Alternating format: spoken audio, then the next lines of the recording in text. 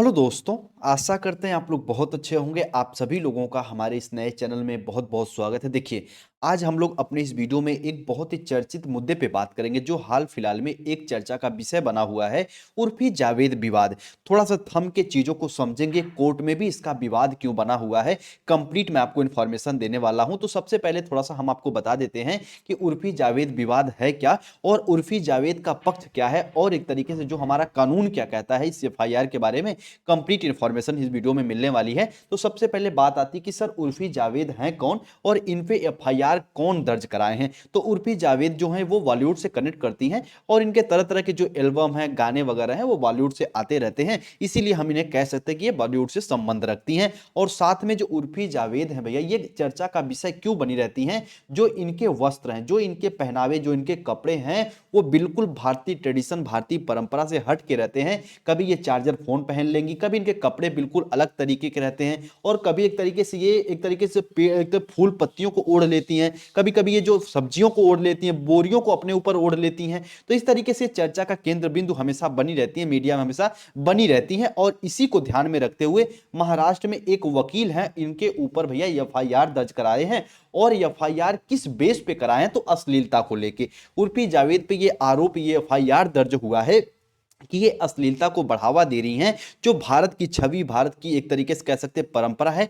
उसको धूमिल कर रही हैं। और इसी को आधार बना के इन पे एफआईआर दर्ज हुआ है। और अब बात करते हैं, एफआईआर तो ठीक है, लेकिन उर्फी जावेद का क्या कहना इसके ऊपर। तो उर्फी जावेद का सिर्फ यही दृष्टिकोण है, यही इनका एक तरीके से अपने बचाव में कह रही हैं कि भैया ये भारत है, कोई अफगानिस्तान, कोई सीरिया नहीं है। और भारत में हमें ये स्वतंत्रता है कि हम अपनी इच्छानुसार पहन सकते हैं, अपनी इच्छानुसार कुछ चीजें खा सकते हैं, रह सकते हैं। तो इसी के अनुसार मैं अपना जीवन व्यतीत कर रही हूं। तो ये उर्फी जावेद का ये कहना है। और जो उर्फी जावेद के फेवर में वो कहते हैं कि भैया एक जो बॉडी बिल्डर हो गया या फिर जो कोई भी व्यक्ति है, वो भी अपने शरीर का शो ऑफ कर रहा है, तो उर्फी जावेद क्यों नहीं कर सकती। बल्कि जो एफआईआर दर्ज कराए हैं, जो इनके एक तरीके से इनके कपड़ों की निंदा करते रहते हैं, इनके पहनावे की निंदा करते हैं, वो कहते हैं कि भारतीय परंपरा को नष्ट कर रही हैं, उसकी जो छवि है उसको एक तरीके से धूमिल कर रही हैं। तो ये दोनों पक्ष हो गया, दोनों पक्षों का। अब बात हम कर लेते हैं भैया, जो इनके ऊपर अश्लीलता का आरोप लगा है, तो आखिर उस अश्लीलता को हम किस पैमाने पे, किस आधार पे कहेंगे कि कोई व्यक्ति अश्लील है या फिर कोई व्यक्ति अश्लील नहीं है। क्योंकि ये कोर्ट में भी चर्चा का विषय बना हुआ है कि किसी व्यक्ति को हम किस मानदंड पे या फिर किस दशा में कहेंगे कि वो अश्लील है। ठीक, आइए सबसे पहले थोड़ा सा हम कानून की दृष्टि में देखते हैं कि अश्लीलता का अर्थ आखिर है क्या। तो ध्यान से मेरी बात को समझिएगा। जो भारत के एक तरीके से भारतीय दंड संहिता, इसमें सीधे सीधे बताया गया है कि कोई भी व्यक्ति यदि अश्लील काम कर रहा है, यदि अश्लीलता को फैला रहा है, तो वो एक अपराध माना जाएगा। और इसको भारतीय दंड संहिता एक तरीके से आईपीसी की धारा एक तरीके से 292, 293 और हम कह सकते हैं 294 में इसकी सूचना दी गई है। और साथ में जो आपका एक तरीके से कहेंगे सर आईटी अधिनियम, यानी सूचना प्रौद्योगिकी अधिनियम अधिनियम की 67 की 67 है, उसमें भी अश्लीलता को एक अपराध की श्रेणी में रखा गया है। और अपराध एक तरीके से माना गया कि कोई व्यक्ति अश्लील काम कर रहा है, यदि अश्लीलता को बढ़ावा दे रहा है, तो भैया वो एक तरीके का अपराध है। बात तो ये ठीक है सर, हम पता चल गया कि भैया हमें किस किस एक तरीके से धारा में अश्लीलता के बारे में बताया गया है। लेकिन अश्लीलता आखिर है क्या, तो थोड़ा सा भारतीय जो दृष्टिकोण है ना, इसमें लचीला है। कहने का साफ साफ मतलब, जो व्यक्ति अश्लीलता कर रहा है उसे 3 वर्ष की तो सजा होती है, लेकिन एक तरीके से बहुत रेयर केस में सजा होती है। तो ध्यान से मेरी बात को समझिएगा। अब हम बात करेंगे कि सर हम किस बेस पे किसी को अश्लीलता घोषित कर सकते हैं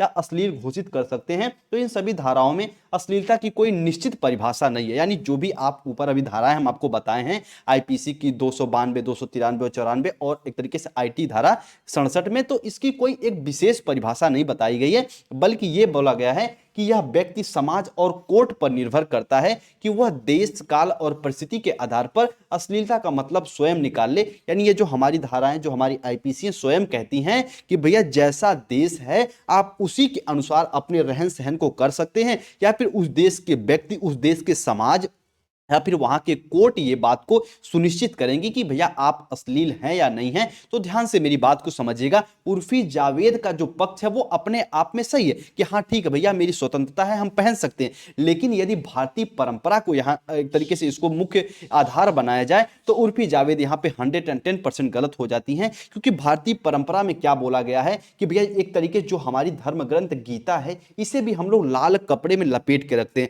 तो यानी जो हमारी स्त्रियां हैं इनको एक तरीके से हम एक तरीके देवी के रूप में देखते हैं। तो भारतीय परंपरा के एक तरीके से ये हनन कर रही हैं और इसी को आधार बनाते हुए कोर्ट में एफआईआर भी दर्ज हुआ है। तो अगर एक तरीके से भारतीय परंपरा में देखा जाए तो ये एक तरीके से उर्फी जावेद का अपराध ही है। लेकिन यदि स्वतंत्रता की बात करें तो भैया उर्फी जावेद अपने आप में स्वतंत्र है। तो ये पश्चिमी जो देश हैं जैसे यूरोपियन कंट्री हो गए, अमेरिकन कंट्री हो गई, तो वहां पे देखा जाए तो इस तरीके का ट्रेडिशन आप कुछ भी पहन सकते हो। लेकिन भारतीय परंपरा आध्यात्मिक परंपरा के अनुसार देखें तो उर्फी जावेद अपने आप में गलत है। ठीक है, उसके बाद आप भी कमेंट सेक्शन में कमेंट जरूर करिएगा कि बता इनके जो दृष्टिकोण है वो सही है या फिर गलत है। ठीक है, अब हम लोग बात कर लेते हैं कि एक तरीके से कि भारतीय परंपरा में हम किसे कहेंगे कोई व्यक्ति अश्लील है। तो कोई तस्वीर, कोई लेख या फिर पुस्तक अश्लील है या नहीं है, इसका निर्णय करते समय समकालीन लोकचारों और राष्ट्रीय मानकों को भी ध्यान में रखा जाना चाहिए। जैसे हम कह सकते हैं अभी ये उर्फी जावेद मान लीजिए यूएसए में होती या फिर कोई यूरोपियन कंट्री में होती तो इस प्रकार की हरकतें करती तो वहां पे कोई एक तरीके से सामान्य हो जाता।